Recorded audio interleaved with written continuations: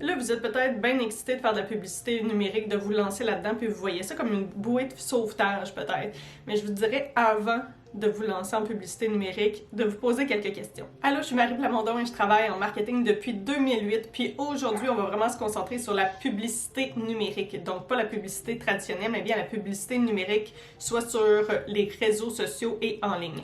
Et vous avez peut-être déjà vu cette vidéo-ci que j'ai faite qui est super populaire, puis ça m'a donné l'idée justement de faire la vidéo d'aujourd'hui juste pour être sûr que tout le monde part sur les bonnes bases. Parce que c'est quelque chose que je vois très peu dans les autres vidéos YouTube, les miens inclus, donc je suis responsable moi aussi, mais c'est vraiment le thinking, la réflexion qui vient avant même de créer une publicité numérique. Parce que peut-être que vous avez l'impression que vous devriez vous lancer dans la publicité numérique, mais peut-être que c'est pas la bonne option pour vous.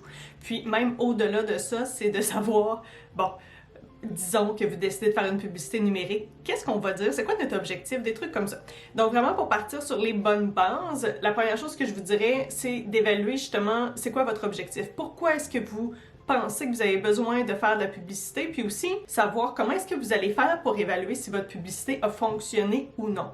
Puis là, il y en a plusieurs qui vont dire « Ouais, mais Marie, mon objectif, c'est de faire des ventes. » Peut-être que vous êtes rendu au point de faire des ventes, mais avec les prochaines questions, on va pouvoir déterminer justement si l'objectif ultime de votre publicité, c'est de faire des ventes. Donc là, vous devriez quand même avoir votre objectif en tête, en tout cas votre objectif tentatif pour le moment.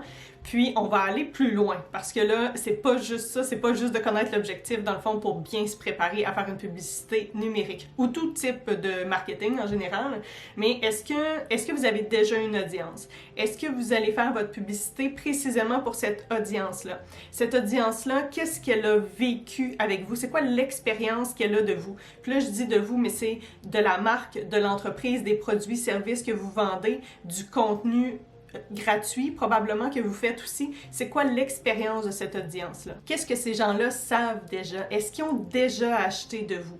Puis ça va nous permettre de classer justement différentes audiences dans différents buckets, dans le fond, pour pouvoir penser la personne à travers, dépendamment des sources que vous utilisez, ça peut être un funnel, ça peut être un parcours du client, des trucs comme ça, mais c'est juste pour garder en tête qu'une personne, par exemple, qui a déjà acheté de vous, c'est pas la même chose que vous devriez dire et même présenter à la personne qui est déjà cliente, dans le fond que vous voulez qu'elle fasse un second achat ou autre, peut-être un troisième achat, quelque chose comme ça.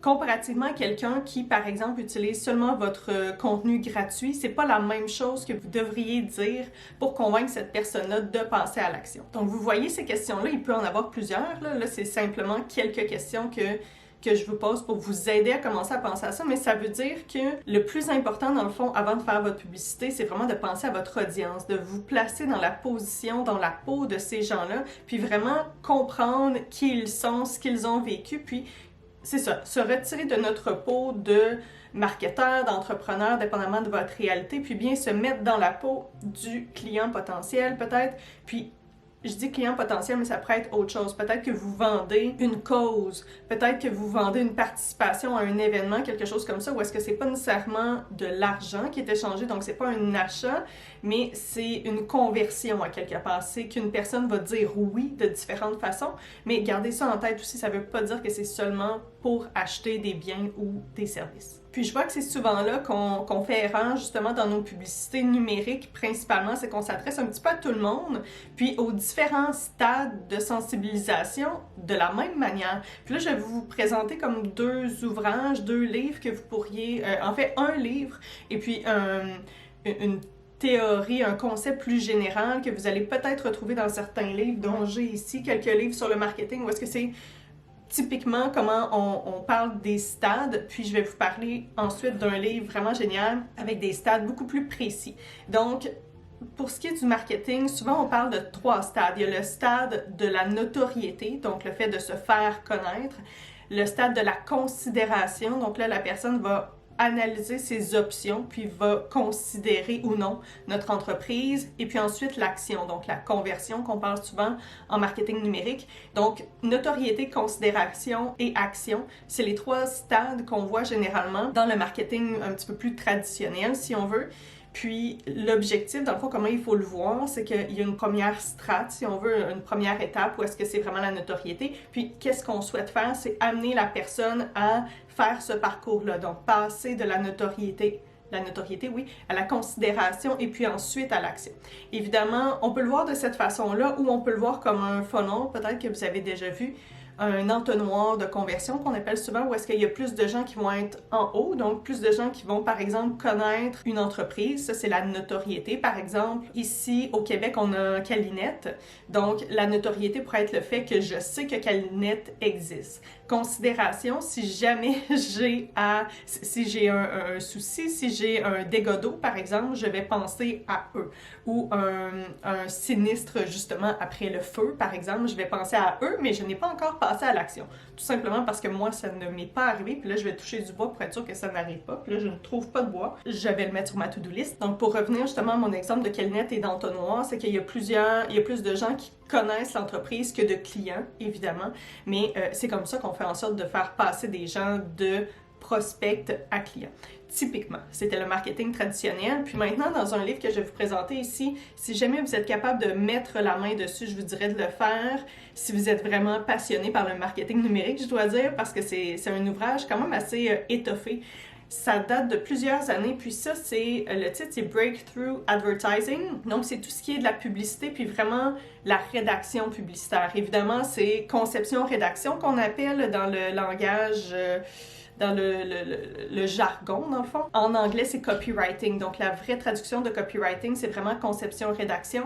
Puis ce livre-là, c'est comme une bible, dans le fond, là. Donc, dans ce livre-là, on segmente encore les gens selon leur stade de sensibilisation, si on veut. Mais là, on ajoute un petit peu plus de précision, dans le fond, dans cette segmentation-là. C'est peut-être un terme aussi que vous avez vu. C'est un terme qu'on utilise beaucoup en marketing numérique, étant donné que c'est une des capacités du marketing numérique. C'est qu'on a vraiment la possibilité de segmenter les publics, les audiences, puis c'est vraiment là qu'on est capable de préciser dans le fond notre message, puis d'avoir un message beaucoup plus cohérent pour une audience en particulier. Si jamais vous voulez que j'aille un petit peu plus loin dans le sujet, écrivez-le dans la section des commentaires, ça va me faire plaisir de faire une vidéo précisément pour vous. Donc, les stades dont on parle ici, que je disais un petit peu plus précis, le premier stade, c'est la personne qui est inconsciente, donc inconsciente qu'elle a peut-être un problème, quelque chose comme ça. Deuxième stade, c'est conscient du problème, donc elle est consciente, cette personne-là est consciente qu'elle a un problème. Le troisième stade, c'est conscient de la solution, c'est conscient du produit, et cinquième stade, très conscient. Donc, je les répète, c'est inconscient, conscient du problème, conscient de la solution, conscient du produit et très conscient. Puis comment il faut le voir, c'est conscient du problème, c'est par exemple, j'ai mal peut-être à un ongle d'orteil. Ce qui m'est arrivé récemment, j'avais une infection. Donc, j'ai été consciente que j'avais un problème. Par la suite, j'ai recherché en ligne savoir qu'est-ce que je peux faire pour régler ma petite infection. Donc, j'ai été consciente de la solution ou des différentes solutions possibles. Et consciente du produit, c'est que je suis allée sur un site de pharmacie, puis on m'a proposé Polysporin. Donc là, j'ai été consciente du produit particulier qui existe, et ensuite, je suis allée acheter le Polysporin, je l'ai appliqué, et là, je suis très consciente parce que en 2 jours, je crois, c'est parti. Donc, je suis maintenant une cliente, je l'étais par le passé, mais pas pour ce type de problématique-là, si on veut.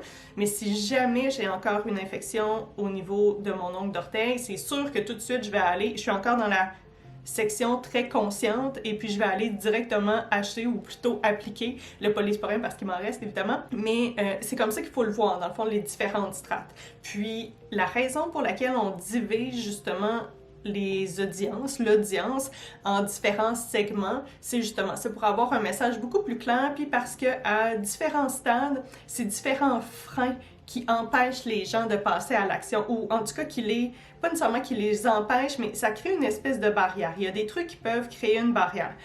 Il y a différentes choses, je peux vous en nommer certains exemples, puis encore une fois, si vous voulez avoir une vidéo complète là-dessus, écrivez-le dans les commentaires. Mais par exemple, ça pourrait être le manque de temps, le manque d'argent, la peur d'essayer quelque chose de nouveau, le doute que ça va peut-être fonctionner. Donc, dépendamment du stade de la personne dans le niveau de sensibilisation, il y a différentes choses qu'on va dire, puis on va l'amener à un autre stade. Parce que amener quelqu'un qui est inconscient qu'il a un problème, puis l'amener à très conscient, puis un acheteur, il y a beaucoup d'étapes à faire. Puis je vous dirais que généralement, qu'est-ce qui se passe dans le monde publicitaire, c'est qu'on va pas essayer d'atteindre justement ceux qui sont inconscients, qui ont un problème. Parce que de rendre conscient quelqu'un du problème à la base, c'est beaucoup de travail. On est mieux en fait de placer nos œufs, de placer notre énergie à des endroits où est-ce qu'on sait, pour des audiences en fait, qui on pense vont avoir un meilleur retour pour nous. Donc non, ce n'est pas toujours au niveau de l'argent, mais c'est plutôt au niveau des opportunités. Puis dépendamment de, là je ne veux pas rentrer dans tous les détails puis vous mêler non plus, mais dépendamment aussi de l'évolution de votre marché, il y a peut-être certaines audiences qu'on va décider de cibler parce que, par exemple, les autres entreprises ne les ciblent pas, des trucs comme ça. Mais ça va être pour une autre vidéo. Puis là, vous vous dites peut-être, OK, là, je sais un petit peu plus à qui je vais m'adresser. Maintenant, qu'est-ce que j'écris dans ma publicité numérique? On va en parler la semaine prochaine. Donc, n'hésite pas à t'abonner à ma chaîne pour être sûr de ne rien manquer. Puis je vais te dire, justement, à la semaine prochaine. Bye bye!